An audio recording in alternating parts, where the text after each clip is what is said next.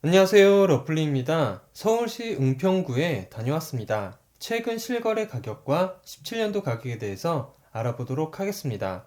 본 내용은 국토교통부에서 제공되는 자료를 토대로 만들어졌으며 직거래가 아닌 정상적인 중개거래임을 사전에 알려드립니다.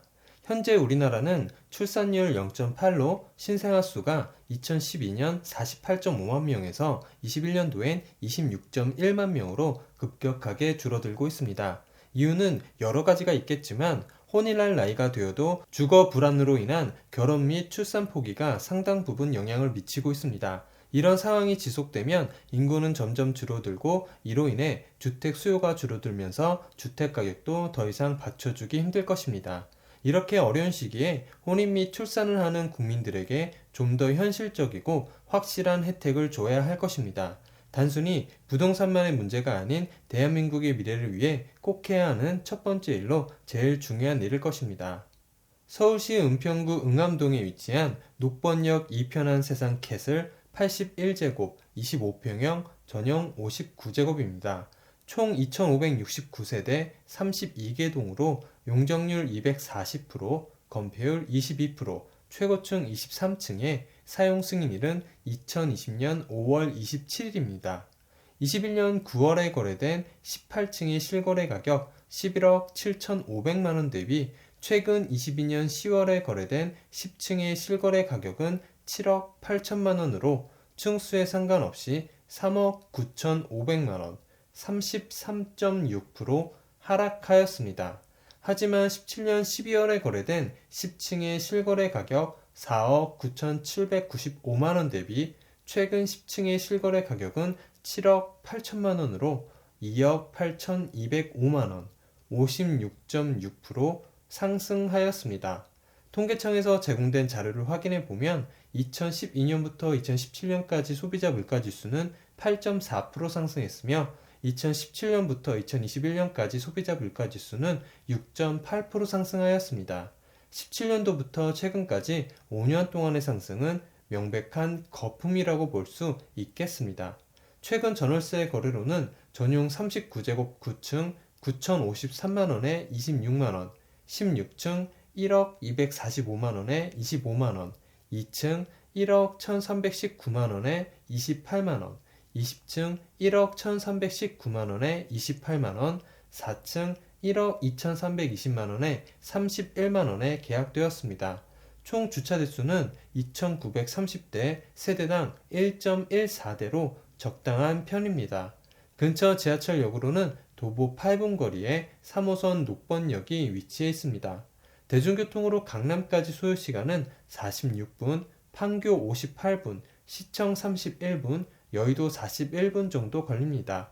교육시설로는 서울 은평초등학교, 영락중학교, 충암중학교, 연서중학교, 명지고등학교, 충암고등학교, 동명여자고등학교가 있고 보육시설은 구립, 응암 샛별 어린이집이 있습니다. 주변 상권 및 편의시설로는 이마트 은평점, 이랜드 리테일 NC 불광점, 하나로마트 군위점이 있고 살구 나무가 있는 마을 마당공원과 봉산 도시 자연공원이 있습니다.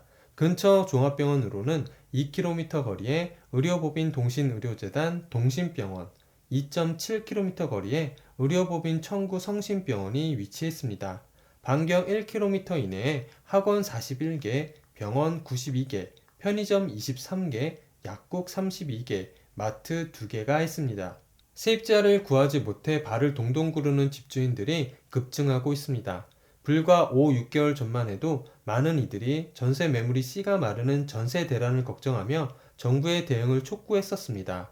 전세 대란은 안 그래도 고공행진을 지속하던 집값을 다시 한번 밀어 올리는 부작용을 가져왔습니다. 전세값도 너무 오른 상황이다 보니 월세화가 가속화됐고 이 때문에 전세 매물이 더욱 줄어드는 악순환을 야기시켰습니다.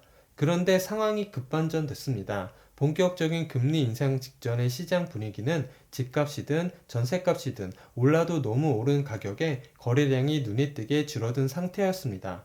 매도자와 매수자 간 간극이 커지면서 눈치 장세가 펼쳐졌습니다. 여기에 시장 금리가 가파르게 오르자 시장은 급냉각 됐습니다. 가뜩이나 엄격한 대출 규제를 뚫고서라도 빚내서 집을 사고자 하는 이들은 자취를 감추면서 악순환이 시작됐습니다. 매물은 더욱 쌓이며 조정을 거치던 집값 하락세가 가팔라졌습니다. 집값 급락이 전셋값 급락에도 영향을 미쳤지만 직접적인 요인은 역시 금리 문제였습니다. 고금리 여파로 너도 나도 받은 전세대출 수요가 급감하면서 신규 전세 계약도 뚝 끊기게 됐습니다. 임대차 보호법 적용으로 신규 전세를 계약하고자 하는 세입자들이 더 이상 찾아보기 어려워졌습니다. 전세금 인상이 제한적인 계약 연장보다 두세 배 높았던 탓입니다. 월세 전환 추세도 다른 양상으로 지속되고 있습니다. 까다로운 대출 규제에 고금리를 부담하기보다는 반전세, 월세를 택하는 수요가 더 많아졌습니다. 그러다 보니 이번엔 전세 세입자의 씨가 마르면서 전세값 급락의 악순환으로 빠져들었습니다. 진짜 위기가 다가왔습니다. 집값 급락도 문제지만 전세값도 수억 원씩 떨어지는 동반급락으로 시장이 붕괴될 수 있다는 공포감마저 느껴집니다. 전세값 급락으로 인한 부작용은 집값 급락보다 한층 더 복잡한 양상입니다. 전세는 집주인과 세입자 간 개인들만 연결되어 있는 게 아닙니다. 금융기관, 건설사 등과도 엮어집니다. 특히 2020년과 2021년에 신규 전세 계약 2년 만료 시한이 돌아오고 있는 이 시기가 전세값이 급등한 시기입니다. 비싼 가격으로 계약한 세입자들은 같은 지역에서 훨씬 저렴한 전세 매물을 구할 수 있기 때문에 계약을 연장할 이유가 없습니다. 실제 전세금 반환 요청이 급증하는 사례가 급증하고 있습니다. 하지만 집주인들 입장에선 거래 빙하기에 새로운 세입자를 구하기도 어렵고 차익을 돌려주기 위해선 대출을 받아야 하는데 이 또한 쉽지 않습니다. 역전세 대란이 전국 곳곳에서 일어나고 있는 것입니다. 이 때문에 집주인과 세입자 간의 분쟁이 임의 경매 급증이란 최악의 결과로 나타나고 있습니다. 구독을 하시면 더 많은 주택의 정보를 빠르고 쉽게 보실 수 있습니다. 그리고 좋아요를 눌러주시면 영상을 만드는 저에게 큰 힘이 됩니다.